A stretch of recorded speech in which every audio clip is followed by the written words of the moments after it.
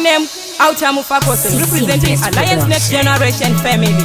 Eyo Simplex, avas mashata, ndavona machata boshi ita porofita semashaya ziskupera mota mari dzeminana, mota dzeminana. Conquering tava mazuva ekuguma. Utsabaiswe rasta ndatipisa feki pasa arkunyebera kufata ndidimoni trikukasa. Kutisa rasta nzimukwende idimoni ndavadhabhura mafasa chitsa navo kumakata. Utsabaiswe rasta ndatipisa feki pasa arkunyebera kufata ndidimoni trikukasa. Kutisa rasta nzimukwende idimoni ndavadhabhura mafasa chitsa navo kumakata. Avas mashata, ndavona machata voshi ita porofita zvemashaya zviskupera mota mari dzeminana, mota dzeminana.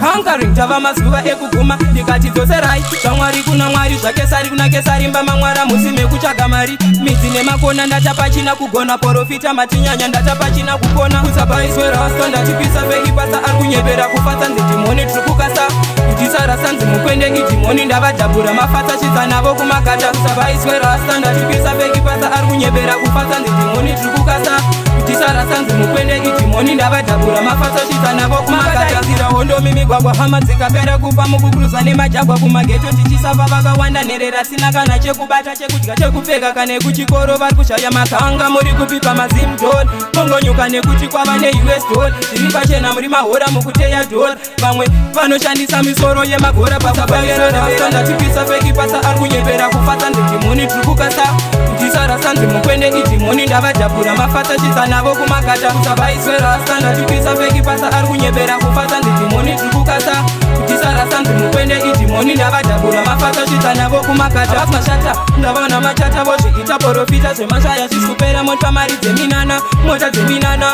Conquering tava mazuva ekuguma ndikati dzoserai zvamwari kuna mwari zvakesari kuna kesari mbama mwara musi mekutsvaga mari midzi nemakona ndatapachina kugona porofita matinyanya ndatapachina kugona kutsabaiswe rasta ndatipisa feki pasa arikunyepera kufata ndidimoni trikukasa kutisa rasta nzimukwende idimoni ndavadhabhura mafata chidza navo kumakata kutsabaiswe rasta ndatipisa feki pasa arikunyepera kufata ndidimoni trikukasa kutisa rasta nzimukwende idimoni ndavadhabhura mafata chidza navo kumakata porofita matinyanya ndatapachina kupona musatitugire marudzi tetesekuru kana mbuya tese tine mhepo saka ndimukutwa mhepo tiri kusiya taparadza godo famba takachena singapomera nemhaka notutonga ndekwamwari mongonyuka nekuti kwava neUS doll zviri pachena muri mahora mukuteya doll vamwe vanoshandisa misoro yemagora pasabaiswa rasta ndatipisa feki pasa arikunyepera kufata ndidimoni trikukasa kutisa rasta nzimukwende idimoni ndavadhabhura mafata chidza navo kumakata kusabaiswe rasta ndatipisa feki pasa arikunyepera kufata ndidimoni trikukasa